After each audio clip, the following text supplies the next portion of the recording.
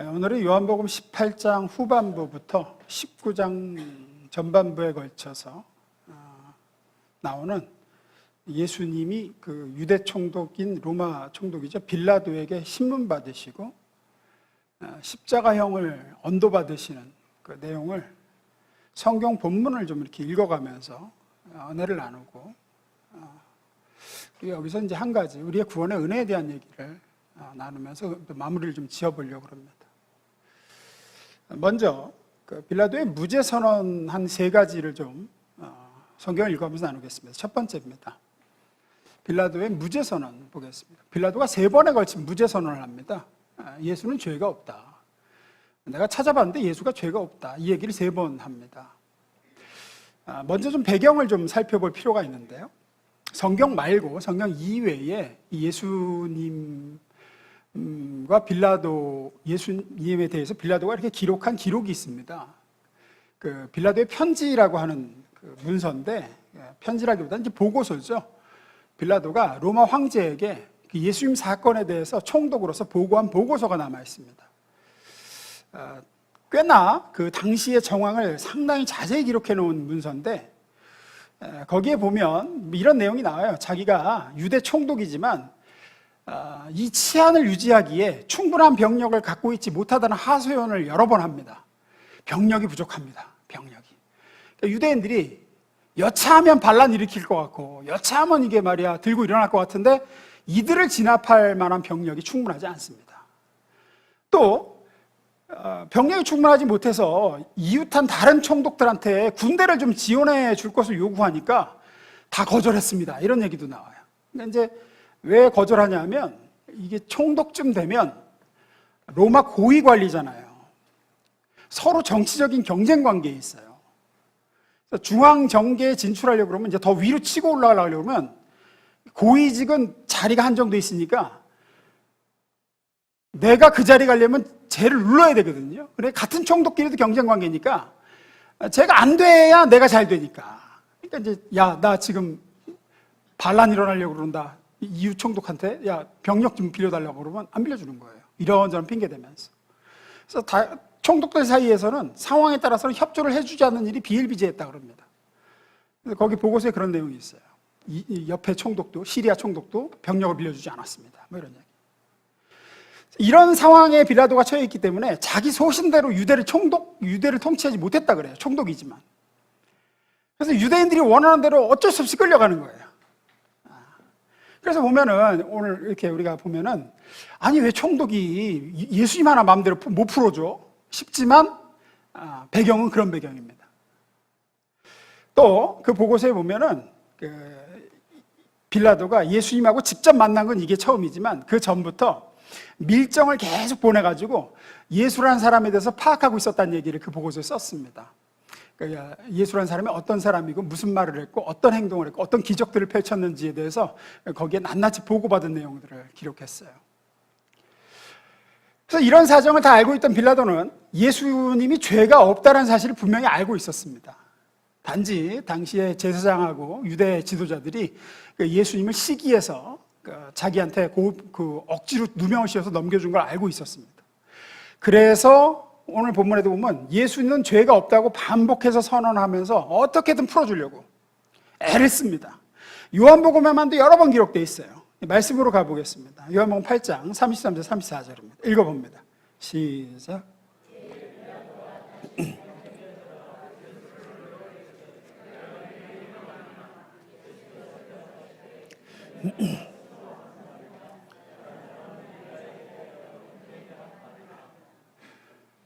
빌라도가 총독 관저에 들어와서 예수를, 체포되어 오신 예수님 불러다가 묻습니다. 네가 유대인의 왕이냐 물어요. 예수님은 즉답을 피하고 되물으시죠. 그 질문이 네가 나한테 묻는 거냐 아니면 너 남한테 듣고 하는 말이냐 묻죠. 빌라도가 왜 이 질문부터 하느냐, 왜 예수님한테 네가 유대인의 왕이냐라는 질문부터 하느냐면, 빌라도한테는 의혹이 있었어요. 어떤 의혹이냐면, 과연 이 예수라는 사람이 유대인들의 마음을 단합시켜서 로마의 반기를 들 실제적인 지도자감이냐 아니냐, 이걸 알고 싶은 거예요. 당시 유대 지도자들이라고 하는 사람들은 제사장이든 사두개인들이든 민중들의 지지를 받지 못하고 있었습니다. 대부분의 유대 지도자들이 고위 제사장들이나 서기관들이나 이런 사람들이 다 로마에 빌붙어가지고 어떻게든 자기 지위를 유지하고 기득권을 보호받고 보장받고 자기가 가지고 있는 부를 더 이렇게 불리는데 목적이 있었지, 유대 민족을 위해서 뭘 해보려고 하는 사람들은 없었다 그래요. 그래서 빌라도 보고서도 보면은 저 인간들 다 사기꾼들입니다, 이렇게 보고서에 써 있다고 그럽니다. 이렇듯 상황에 있는데 그런 유대인들이 제대로 능력 있고 백성들의 지지도 받고 그들을 하나로 결집하여 묶을 수 있는 강력한 예수님 같은 지도자가 등장하기만 하면 이제 유대 민중들은 막 물불을 가리지 않고 로마에 이제 저항하면서 막 독립운동을 일으키게 뻔하거든요. 그래서 예수님에 대한 경계심이 있는 거예요. 그래서 묻는 겁니다. 네가 유대인의 왕이냐? 묻는 거죠. 이 같은 빌라도의 태도에 대해서 예수님은 이렇게 설명하십니다. 36절입니다. 예수께서 대답하시되 내 나라는 이 세상에 속한 것이 아니니라. 만약 내 나라가 이 세상에 속한 것이었더라면 내 종들이 싸워 나로 유대인들에게 넘겨지지 않게 하였으리라. 이제 내 나라는 여기에 속한 것이 아니니라. 예수님이 말씀하시죠. 네 말대로 내가 왕은 맞는데 나는 이 세상 나라의 왕이 아니다. 네가 생각하는 그런 종류의 지도자가 아니다. 만약에 내 나라가 이 세상에 속한 나라라면 내 종들이 싸워서 내가 이렇게 체포되어서 너한테 이렇게 결박돼서 넘겨지지 않았을 거다, 이런 얘기를 하세요. 빌라도는 또 이 말을 오해하고 겁을 먹게 됩니다. 아니 그럼 어디 또 이거 숨겨놓은 군대가 있다는 얘기인가? 아니 제자들이라고 12밖에 없다고 들었고 하나가 배반하고 나머지 도망쳤다고 들었는데 자기 나라가 이 땅에 속한 게 아니라 그러면 여기 말고 조금 좀 떨어져 있는 곳에 어디 좀 세력이 있다는 얘기인가? 이런 생각을 하는 것 같아요.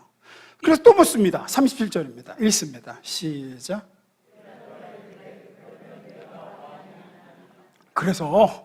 그래서 왕이라는 거야, 아니라는 거야? 예수님이 다시 말씀하세요. 37절 하반절. 예수께서 대답하시되 네 말과 같이 내가 왕이니라.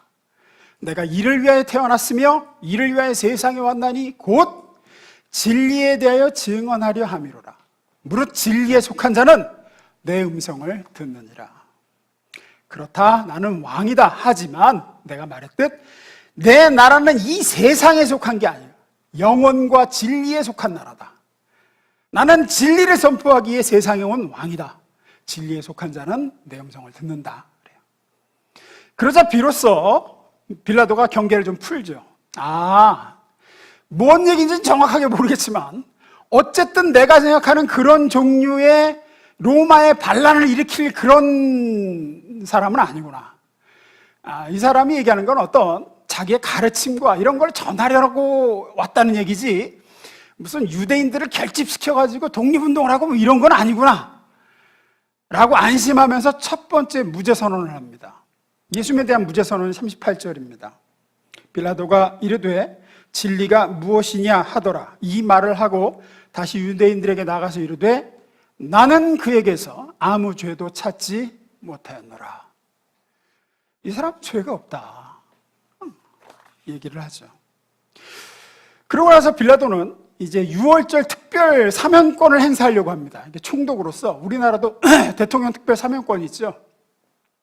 광복절 특사, 크리스마스 특사 이런 걸로 해서 이렇게 죄인들을 이렇게 사면해가지고 특사로 풀어주는 그런 권한이 있죠. 당시 유대 총독들도 로마 총독들도 그런 권한이 있었던 것 같습니다. 그래서 그 유대인의 명절들이 되면 특별 사면권으로 죄인들을 풀어주는 게 있는데 죄 없는 예수를 보니까 이게 죄 없는데 그래서 풀어주려고 그럽니다. 39절입니다. 읽습니다. 시작.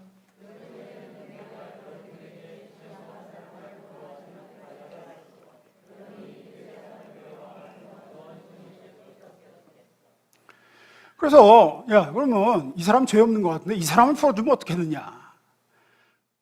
유대인들이 난리를 치죠. 40절입니다. 그들이 다시 큰 소리로 그 사람이 아니요 바라바를 놓아주시오 하고 외쳤다. 바라바는 강도였다. 예수 말고 바라바 풀어주라고 그러죠. 여의치 않습니다. 그래서 바라바를 풀어주죠. 그래서 그 빌라도는 예수님을 풀어주길 원하는데 유대인들이 이렇게 나오니까 그 다음에 이제 어떻게 하느냐면 예수님을 채찍질하기로 결정합니다. 그래서 예수님을 심하게 매로 치면은 유대인들이 좀 마음이 풀리지 않겠는가. 동정심을 좀 자극해가지고 예수를 풀어주는 방향으로 결정을 합니다. 19장 1절입니다. 이에 빌라도가 예수를 데려다가 채찍질 하더라. 당시 로마 제국에는 세 종류의 채찍 형벌이 존재했는데 빌라도가 예수님께 가하라고 한 채찍질은 그 세 종류 중에 제일 심한 채찍질이었습니다. 그래서 그 패션 오브 크라이스트라는 영화를 보신 분들은 알겠지만 당시에 그 채찍은 끝에 이렇게 막 갈고리 또 납덩이 이런 게 달려 있어가지고 마지막 막 뼈가 드러나고 내장이 흘러나오고 그랬다 그럽니다. 실제로 그랬다 그래요. 실제로. 그래서 맞다가 죽는 사람도 있었고 굉장히 잔인하고 끔찍한 형벌이었습니다. 그래서 당시에 그 주님의 모습은 우리가 상상하는 이상으로 굉장히 험하게 망가지고 찢어지셨습니다. 채찍에 맞으시고. 그렇게 예수님을 채찍형을 강한 후에 빌라도는 그렇게 험하게 상하고 망가진 예수님을 유대인들한테 이제 보여주죠. 보여주기 전에 이렇게 얘기합니다. 4절입니다. 빌라도가 다시 밖으로 나가 말하되 보라 이 사람을 데리고 너희에게 나오나니 이는 내가 그에게서 아무 죄도 찾지 못한 것을 너희로 알게 하려 함이로다 하더라. 두 번째 무죄 선언입니다. 내가 그에게서 아무 죄도 찾지 못했다는 것을 너에게 알게 해주려고 이 사람에게 내가 지금 형을 가했다. 그리고 유명한 말을 합니다. 5절입니다. 읽습니다. 시작.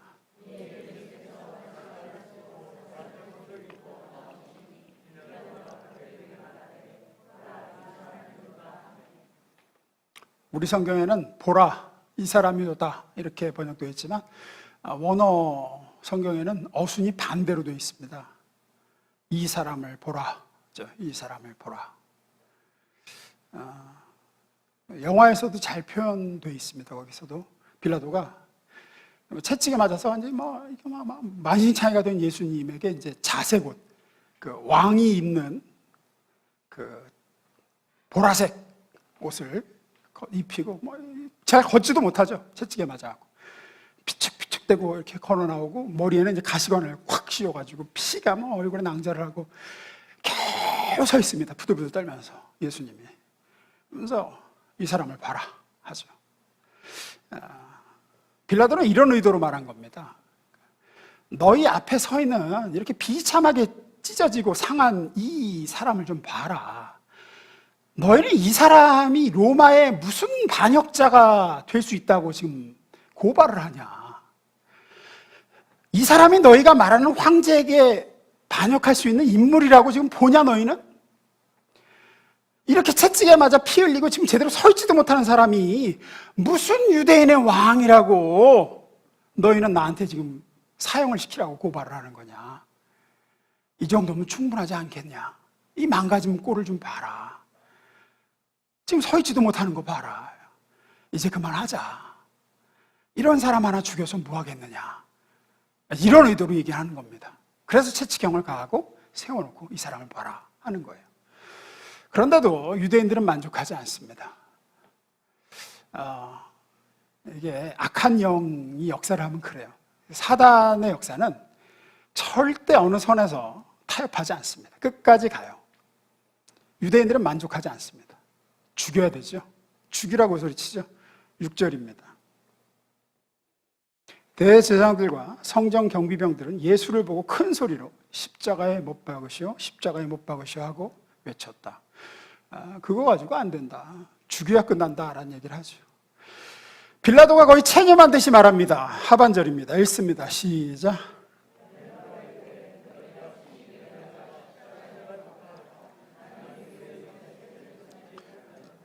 마지막 세 번째 빌라도의 무죄 선고입니다. 니들이 그럼 가서 죽이든지 살리든지 해라. 나는 그에게서 죄를 찾지 못했다. 마치 유월절 어린 양을 잡기 전에 유대인들이 여러 날을 살펴보면서 흠이 있는지 없는지를 살피거든요. 철저히 조사합니다. 그래서 흠이 있으면 유월절 어린 양으로 쓸 수가 없어요. 그런 유대인의 관습처럼 예수님은 빌라도에 의해서 3차례나 흠이 없으심을, 죄가 없으심을 드러내신 사건이죠. 유월절 하나님의 어린 양으로서 죄인의 구주로 죽으시기에 너무나도 합당하신 흠이 없는 제물이심이 선포된 겁니다. 이방인 빌라도의 입을 통해서. 유대인들은 이런 빌라도의 선언에 이 사람은 죄가 없다 라는 3번째 선언에 더 이상 참지 못하고 그들이 예수님을 고소해서 죽이려고 하는 진짜 이유를 말합니다. 진짜 이유를 얘기해요. 19장 7절입니다. 유대인들이 대답하되 우리에게 법이 있으니 그 법대로 하면 그가 당연히 죽을 것은 그가 자기를 하나님의 아들이라 함이니이다. 본심이 나오죠. 이것저것 갖다 붙이지만 죽이려고 하는 진짜 이유는 저가 자기를 하나님의 아들이라고 한다. 이 말을 들은 빌라도의 반응이 이렇게 기록되어 있습니다. 8절입니다. 빌라도가 이 말을 듣고 더욱 두려워해요. 빌라도는 어느 정도 예수님에 대해서 두려움을 이미 갖고 있어요. 이미 예수님의 말하는 게 범상치 않았고, 또 요한복음에는 안 나오지만 마태복음에는 이렇게 기록되어 있죠. 그 부인이 편지를 보냈어요. 27장 19절. 빌라도가 재판을 하고 있을 때 그의 아내가 전가를 보내요. 당신은 그 무죄한 사람의 일에 관여하지 마십시오. 간밤에 저는 그 사람의 일로 꿈자리가 몹시 사나웠습니다. 그러니까 이제 뭐 전승에 따르면 이 빌라도의 부인이 원래 이렇게 좀 영적으로 굉장히 예민한 여자였다 그래요. 그래서 예지 능력이 어느 정도 있었고 꿈을 통해서 여러 가지의 것들을 그 전에도 이렇게 보기도 하고 이랬던 여자였다고 합니다. 근데 예수님 심판이 있기 전날 예수님에 대한 꿈을 꾸고 남편에게 심상치 않으니까 편지를 써서 보냈죠. 그래서 이 편지를 받아보고 그렇지 않아도 찜찜한데 이 유대인들이 저 사람이 자기를 하나님의 아들이라고 한다 하니까 더 무서운 거죠. 이제 더 무서운 거예요. 만일 이게 사실이면 내가 지금 엄청난 일을 저지르고 있는 건데, 그래갖고 빌라도는 다시 예수님을 불러서 관정 안으로 들어오라고 합니다. 어떻게든 시간을 좀 벌려고 그러는 것 같아요. 그리고 다시 묻습니다. 19장 9절. 다시 관정 안에 들어가서 예수께 말하되 너는 어디로부터냐? 이게 뭐 너 고향이 어디냐 이게 아니죠. 이미 갈릴리 출신인 걸 알고 있습니다. 출신을 묻는 게 아니라 땅의 사람인지 하늘의 사람인지를 묻는 거죠. 너 정말로 하나님의 아들이냐? 예수님은 침묵하십니다. 대답해 주지 않으세요. 두 번째로 넘어갑니다. 읽습니다. 시작.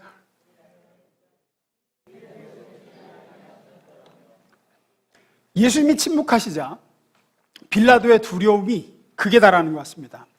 빌라도는 예수님께 이제 막 압박을 하면서 겁을 주죠. 10절입니다. 읽습니다. 시작.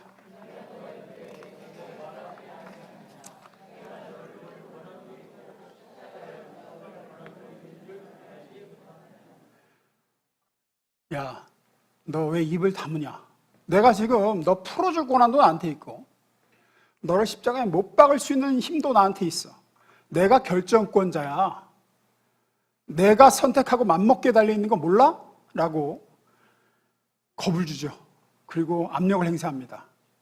그러자 예수님은 확실하게 말씀하시면서 못을 박으시죠. 11절입니다. 중요한 말씀이죠. 예수께서 대답하시되 위에서 주지 아니하셨더라면 나를 해할 권한이 없었으리니 그러므로 나를 내게 넘겨준 자의 죄는 더 크다 하시니라. 전반부가 중요하죠. 위에서 주지 아니하셨더라면, 위에서는 뭡니까? 누가 안 줬으면? 하나님이죠. 하나님이죠. 네가 하는 것 같지? 네가 결정하는 것 같고 너한테 힘이 있는 것 같지? 아니, 하나님의 허락하에 모든 것이 지금 벌어지고 있는 거야. 이 상황을 네가 주도하는 것 같지? 네가 결정하는 것 같지? 하나님이 결정하시는 거고 하나님이 움직이시는 거다라는 얘기를 합니다. 빌라도가 이 말을 듣고 충격을 받은 것 같아요. 그래서 다시 예수님을 풀어주려고 애를 씁니다. 12절입니다. 그 다음 절입니다. 이 말을 듣고서 빌라도는 예수를 놓아주려고 힘썼다. 아마 이때 그 빌라도가 마음을 먹었던 것 같아요. 이때는 예수를 풀어줘야 되겠다. 이거 심상치 않다. 풀어줘야 되겠다. 그러자 유대인들은 빌라도를 협박하기 시작합니다. 그냥은 안 되겠구나 싶으니까 협박합니다. 12절입니다. 읽습니다. 시작.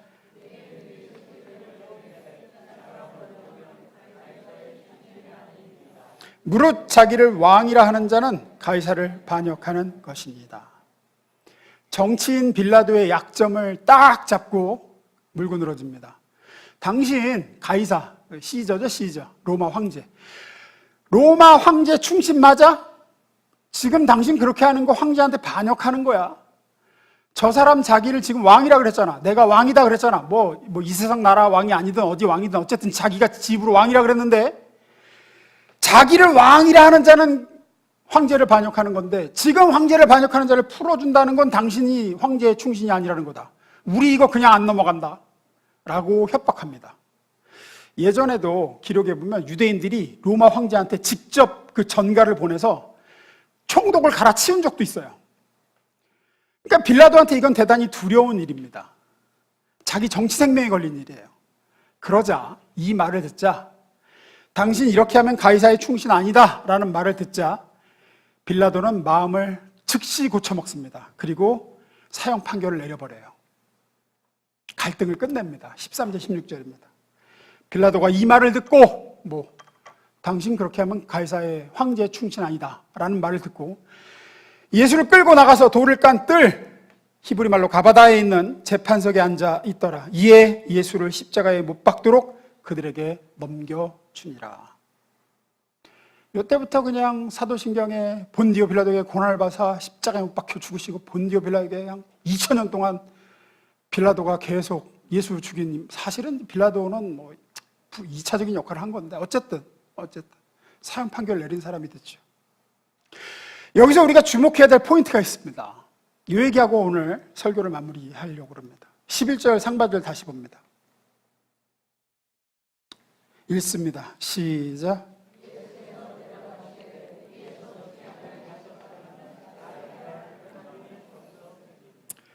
주님은 이 모든 일을 정하시고 그 뜻대로 행하시는 것은 하나님이시며 지금 총독 빌라도가 아니다라는 것을 분명하게 선포하십니다. 하나님이 모든 일을 주관하고 계시다. 네가 결정하는 것 같지? 아니, 하나님이 이미 결정하셨어.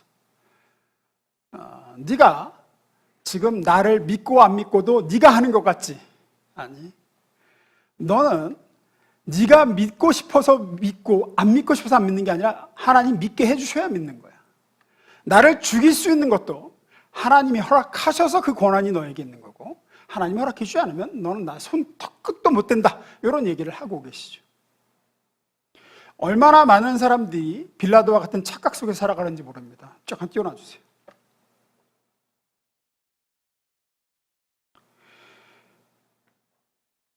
빌라도와 같은 착각이 뭡니까?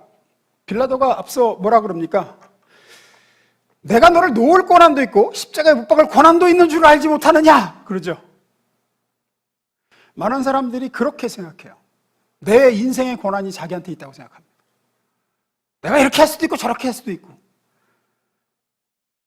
내가 예수가 하나님의 아들이라는 사실을 믿을 수도 있고 안 믿을 수도 있는 거고 죄사함과 의롭게 됨을 내가 스스로 판단하고 예수를 믿어줄지 안 믿어줄지 결정하는 자리에 내가 앉아 있다고 생각해요. 그건 빌라도하고 똑같은 착각을 하고 있는 겁니다. 내 인생을 이렇게 살지 저렇게 살지 결정권자가 나라고 생각합니다. 내가 너를 놓을 권한도 있고 십자가에 못 박을 권한도 있다. 예수를 믿을 권한도 있고 안 믿을 권한도 내게 있고 인생을 이렇게 살 권한도 저렇게 살 권한도 예수님 분명하게 선언하시죠. 아니, 위에 있는 거야. 위에. 너한테 있는 게 아니라 너에게 그런 권한은 없다. 여러분, 하나님께서 주셔야 됩니다. 뭐든지 그렇습니다. 무엇보다도 특히나 구원받는 믿음에 있어서 내 판단과 분별로 내가 예수를 믿기로 결정했다고 생각하시지만 절대 그렇지 않습니다. 위로부터 주어지지 않으면 그 누구도 예수를 나의 구주로 믿을래야 믿을 수가 없습니다. 내가 믿고 안 믿고 하는 게 아니에요. 그건 착각입니다. 빌라도 같은 착각을 하는 겁니다. 내가 예수를 믿어줄지 안 믿어줄지. 안 믿어지는 건 위로부터 주어지지 않았기 때문인 겁니다.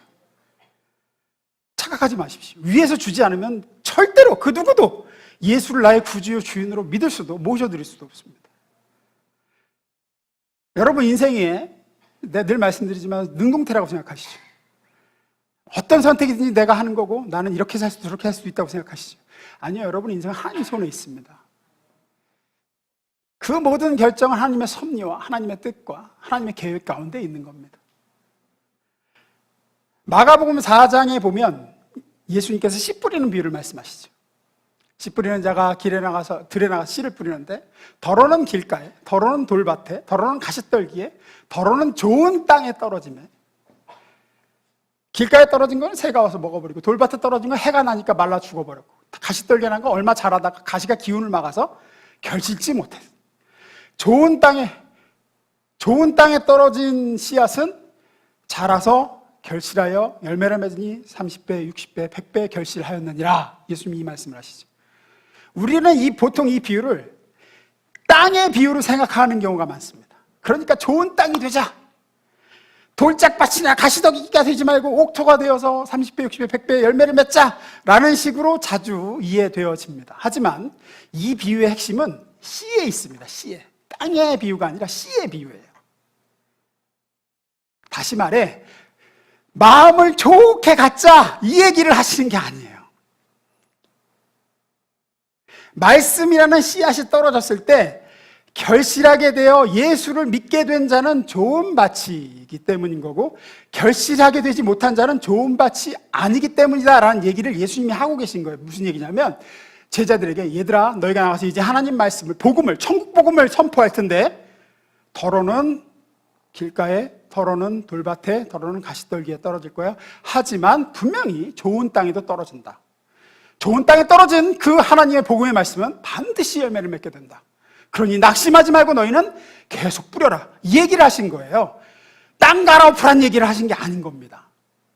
그러므로 여기서는 좋은 밭이 되었다 안 되었다를 꾸짖는 거, 좋은 밭으로 갈아엎어라 이 얘기를 하는 얘기가 아니라 좋은 밭은 누가 만드는 겁니까 그러면? 인간이 자기 열심과 노력으로 되는 것이 아닌 거예요. 아닌 겁니다. 전에 사역하던 교회에서 전도축제를 거기 1년에 막 3번씩 했어요. 전도축제를 하면 이런 얘기를 하시는 분들이 종종 있었어요. 목사님, 이제 교구에서 목사님 거의 다 넘어왔어요. 90% 다 넘어왔대. 그분의 전도하려는 그 수고와 애씀은 정말 너무나 귀하죠. 너무 귀하죠. 한 영혼을 어떻게든지 데려오려고 하는 그 수고를 절대 폄하할 마음은 없습니다. 얼마나 귀합니까 그게. 한 영혼을 어떻게든지 데려오려고 말씀의 자리에. 근데 그렇게 말하는 표현은 좀 불안스러워요. 거의 다 넘어왔어요. 뭐 90% 됐어요. 왜냐하면 한 사람이 그리스도 예수를 믿고 영접하게 되는 건 인간의 힘으로 믿게 되고 안 믿게 되는 게 아니기 때문이에요. 성령의 은혜로 말미암아 믿게 되는 거고 예수를 알게 되는 거지 인간적인 수단이나 방법으로 설득하고 꼬시는 건 결단코 아니기 때문이에요. 절대 그런 식으로 좋은 땅이 되지는 않습니다. 그건 오직 하나님만이 하실 수 있어요. 우리 마음에 씨를 뿌리시며 동시에 그 마음을 옥토로 바꾸시는 이는 하나님이십니다. 그게 성경이 이야기하는 구원이에요. 같이 예수님을 만나서 예수님과 말을 섞어도 빌라도와 같은 상태에서는 아무리 예수님과 말을 섞어도 소용이 없는 겁니다. 빌라도는 분명히 예수님을 통해서 영적인 어떤 충격도 받았고 어떤 감동도 느꼈고 두려움도 느꼈고 뭔가 있구나 하는 거는 받았어요. 하지만 딱 거기까지예요. 딱 거기까지. 이 사람 뭐 있구나. 그리고 뭐 부인한테 편지도 받고 하면서 이 사람 뭐가 있긴 있는 것 같은데 죄 없는 것도 알겠어. 훌륭한 사람인 것 같아. 딱 거기까지라고요. 자기 인생을 걸지는 않아요, 절대로. 하나님의 아들로 믿지는 못해요, 절대로. 이 사람 풀어주면 가이사의 충신이 아니니이다. 무릇 자기를 왕이라고 하는 자는 가이사를 반역하는 것이니이다. 딱 그 한마디를 듣는 순간 그냥 돌아서 버려요. 당신 예수 풀어주려고 그딴 식으로 나오면 당신 정치 생명 끝나는 수가 있어. 그 협박 한 번으로 그냥 끝이에요. 아무리 예수가 죄 없는 게 확실하고 유대인들이 없는 죄 꾸며서 죽이려고 그러는 게 뻔히 보여도 자기 정치 생명과 예수를 맞바꿀 마음은 요만큼도 없어요. 그럼 죽여야지 뭐. 예수 죽여야지. 내가 죽을 수는 없잖아. 내가 총독자리를 내려놓을 수는 없잖아. 죽여야지. 십자가 못 박아. 언제나 이렇게 됩니다. 하나님이 그 마음을 변화시켜서 예수를 정말로 믿고 구주요 주인으로 모셔드리게 하지 않은 사람은 언제나 끝은 이렇게 돼요. 마음을 감동시키고 꼬셔서 교회에 앉혀놔도 교회 오면 마음도 편하고 좋네. 사람들도 좋은 것 같아. 그래, 내가 그동안 저 사람한테 참 받은 것도 있고 고마운 것도 많고. 그래서 교회 잘 몇 번 오다가 예를 들어 남편이 주말에 꼭 가족하고 시간 안 보내고 거기 가야 되겠어? 한마디 딱 하면 끝이에요. 끝. 예수와 가정의 평화를 바꿀 수는 없습니다. 빌라도가 자기 정체성과 예수를 맞바꿀 수 없듯 가정의 평화와 예수를 바꿀 수는 없습니다. 끝입니다. 그냥 돌아섭니다. 그럴 수는 없지. 저 못 나올 것 같아요. 남편이 싫어해서요. 끝이에요. 돈과 예수를 맞바꿀 수는 없습니다. 딱 대립하는 순간 끝입니다. 끝입니다. 왜? 하나님께서 그 마음을 갈아엎으셔서 예수를 구주와 주님으로 영접하게 한 사람이 아니기 때문입니다. 이건 하나님만 하시는 일입니다. 하지만 구원받은, 정말로 성령이 그 마음을 바꾸사 그리스도 예수를 구주요 주님으로 모신 사람은, 그 믿음이 정말로 구원하는 믿음인 사람은 다릅니다. 그 사람도 갈등을 하긴 합니다. 빌라도처럼 갈등해요. 똑같이 갈등해요. 때로는 그래서 주님을 모른다고 하기도 하고 등 돌릴 때도 있고 주님 대신 이런 걸 선택하기도 하지만 결론은 최종적 선택은 예수로 갑니다. 이렇게 저렇게 하지만 결국은 예수를 버릴 수는 없다는 걸 알게 됩니다. 내 정치 생명이 끝나도, 그래서 당시 로마 시대에, 초창기 박해 시대에 수많은 사람이 그 로마 고위 정치인들 중에 그 자리를 포기하면서 예수를 선택하고 순교당한 사람이 많았습니다. 사람들에게 손가락질 받고 가족들과 불화하고 해도 나를 사랑하사 나를 위해 자기 자신을 버리신, 내 죄에서 나를 구원하시려고 십자가에 달리신 그리스도를 내가 버릴 수는 없게 됩니다. 결론은 그렇게 끝납니다. 결국은 이 변화는 오직 하나님의 영이신 성령으로 되어집니다. 그러므로 여기서 말씀하는 핵심이 무엇입니까? 성령으로 그 마음밭이 바뀐 자는 복되도다라는 것입니다. 여기에 우리의 감사가 있습니다. 빌라도와 유대인들은 안 믿었지만 나는 믿었다라는 사실을 말하고자 하는 게 아니라, 하나님께서 저들은 사랑하지 않으셨지만 나를 사랑해 주셨고, 성령께서 저들의 마음은 갈아엎으시지 않으셨으나 내 마음은 갈아엎어 주셨다는 이야기를 제가 하고 있는 겁니다. 이것이 성경이 말씀하고 있는 구원입니다. 바로 우리가 은혜 입은 자이고 사랑 입은 자이며 더 어찌할 수 없는 큰 복을 입은 자입니다. 위에서 주지 않으셨다면 나를 해할 권한이 없었으리라. 위에서 주지 않았으면 여러분은 예수를 믿을 믿음이 없었습니다. 옥토가 되어 하나님의 복음의 씨앗을 여러분이 받아들이기 위해서 여러분이 한 게 뭐가 있습니까? 아무것도 없습니다.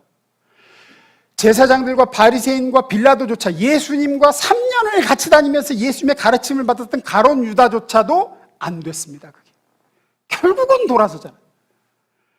그걸 하나님은 우리에게 되게 하셨습니다. 예수 실제로 한 번도 못 만나봤는데 그 예수를 믿게 하셨고, 사랑하게 하셨고, 사모하게 하시고, 모시게 하셨습니다. 그 예수를 보배로 삼아 무엇과도 바꿀 수 없는 존재가 우리 안에 되게 하신 줄로 믿습니다. 이건 성령의 역사하심이고 인간이 할 수 없는 일이었습니다. 우리 쪽에서 한 것이 아니라 하나님 쪽에서 하신 일입니다. 이 같은 사실을 우리가 알지 못하기 때문에 신자들에게 진정한 감사가 없는 겁니다. 구원이라는 게 모두에게 가능한 거라고 생각해요. 구원이라는 게 개인이 믿고 결단하면 되는 거라고 생각해요. 믿어야 믿어지죠. 하나님 믿게 하셔야 믿죠. 아무나 할 수 있는 게 아니라고요. 이걸 착각하니까 더 자극적인 것으로 감사의 조건을 삼으려고 그래요. 더 많은 수입을 주십시오. 형통을 주십시오. 내가 원하는 대로 기도를 들어주십시오. 내 자식이 잘 되게 해주십시오. 이런 것들로 신앙의 만족의 조건을 삼으려고 합니다. 이렇게 되면 진짜로 감격해야 되고 진짜로 감사해야 될 것을 놓치고 있는 겁니다.